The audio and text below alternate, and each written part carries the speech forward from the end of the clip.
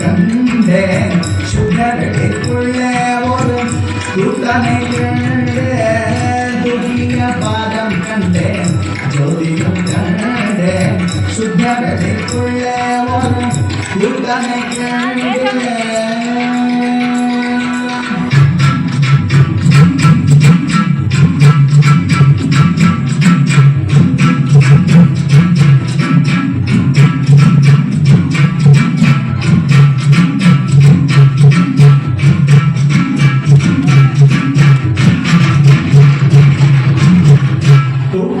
பாதம் கண்டேன் ஜோதியும் கண்டேன்